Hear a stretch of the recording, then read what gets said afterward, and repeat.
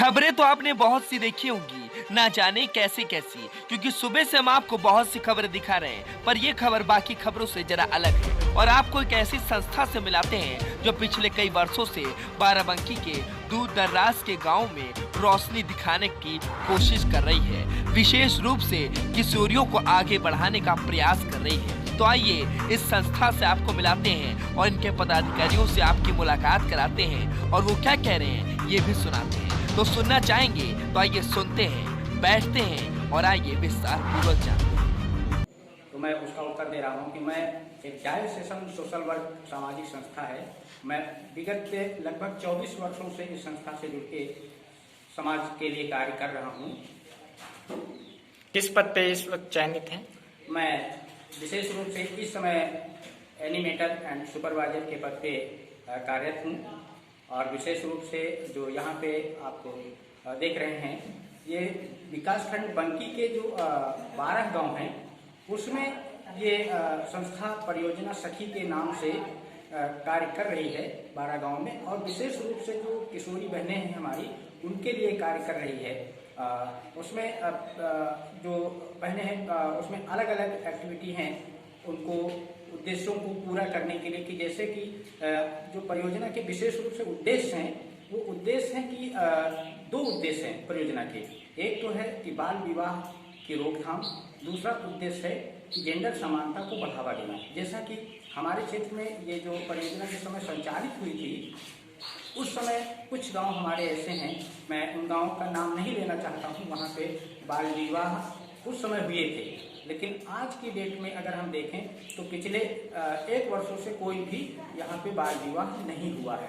दूसरी चीज जेंडर समानता को बढ़ावा देना, जैसे जेंडर समानता को विशेष रूप से जैसे लड़की लड़के में कोई अंतर ना हो, भेदभाव ना हो, दोनों एक समान हैं, दोनों की शिक्षा बराबर हो, देखभाल बराबर हो, दोनों को समान अवसर मिलना चाहिए। तो इन उद्देश्यों को विशेष रूप से पूरा करने के लिए परियोजना के तहत 29 यानी 29 गतिविधियां की जा रही हैं, जिसमें एक तो ये है कि तिरंगा थाल, यानी तिरंगा थाल का मतलब ये है कि जब किशोरी भोजन करने बैठे तो उसकी थाली में 3 रंग के आकार का भोजन हो, जिससे वो किशोरी स्वस्थ हो जो है, इसके बारे में विशेष रूप से अवेयर किया जा रहा है। दूसरा ये है कि जैसे प्रॉपर्टी राइट्स है, ये आपका जैसे प्रॉपर्टी में संपत्ति का अधिकार, अभी तक देखा ये गया है कि विशेष रूप से जो हमारी महिला बहनें हैं, किशोरी बहनें हैं, उनको संपत्ति में कोई अधिकार नहीं था। तो अभी जो 2005 में हमारा ये कोर्ट बिल पास हुआ है, तो इसके बारे में भी हम लोग अवेयर कर रहे हैं कि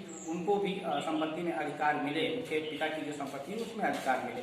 दूसरी चीज जैसे FIR हो गया, RTI हो गया, RTE हो गया, इन मुद्दों पे विशेष रूप से किशोरियों को जागरूक किया जा रहा है। जैसे एक उदाहरण हम आपको FIR पे हम बता दें, FIR पे अभी हम लोग थाने पे ले जाकर के एक्सपोजर कराया था, पिछले 6 महीने पहले कराया गया था, जिसमें उसका आउटपुट आप देख सकते हैं कि अभी कुछ दिन पहले हमारी एक किशोरी है गाँव से, उसने 112 डायल किया था, 112 डायल करके और पुलिस को बुलाए थे। एक जमीन का मैटर था, धोखाधड़ी का मैटर था, उस पर पुलिस ने त्वरित कार्रवाई की।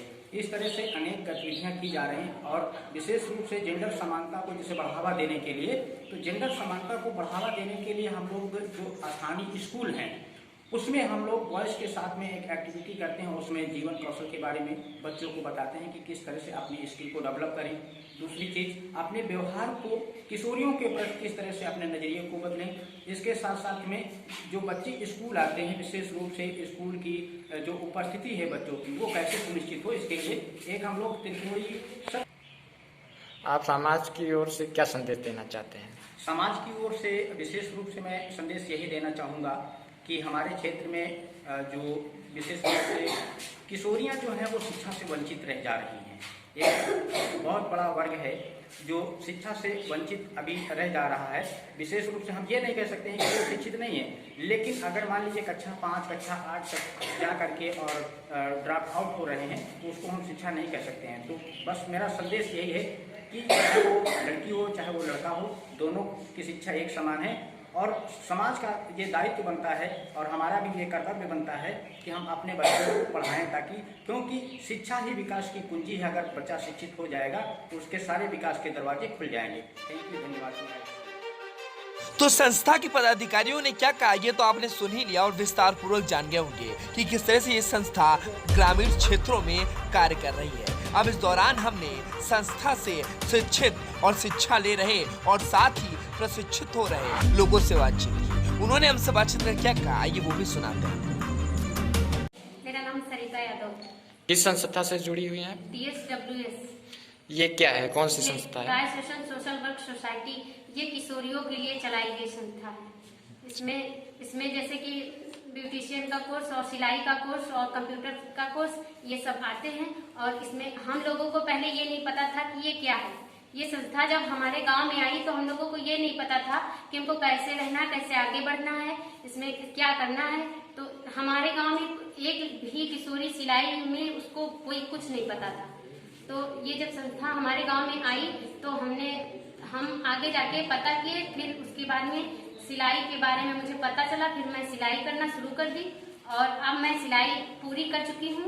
और इसमें अनेक प्रकार की डिजाइनें मुझे बताया गया और उसके तहत मैं अपना खर्च भी निकालती हूँ और इसके साथ ही साथ मैं घर का खर्च भी चलाती हूँ। इसी से तरह तरह की डिजाइनें और तरह तरह के कपड़े जैसे कि ब्लाउज, पेटीकोट, सलवार सूट और ये सब बना के मैं गांव में, और बैग वगैरह ये सब मुझे बताया गया बनाना। और ये सब मैं बना के गांव में कुछ लोगों को बैग में बनाकर भी बेची हूँ। कितने वर्ष से लगभग के काम कर रहे हैं? 3 साल हो गया। 3 साल। उसमें मैं एक 1.5 साल तो सीखी हूँ। उसके बाद में मैं ये काम खुद ही करना चालू कर। तो संस्था से जुड़े लोग क्या कह रहे हैं ये भी आपने सुन ही लिया और पदाधिकारियों ने क्या कहा ये भी हमने आपको सुना ही दिया। पर कुछ भी कहिए, ग्रामीण क्षेत्रों में यह संस्था जोर शोरों से अपना कार्य कर रही है और लोगों को शिक्षित बनाने में जुटी है। फिलहाल सतरी क्षेत्र से सत्येंद्र कुमार की स्पेशल रिपोर्ट। और इस तरह की तमाम खबरों के लिए हमारे चैनल को सब्सक्राइब कीजिए। वीडियो पसंद आई होगी तो शेयर करना मत भूलिएगा।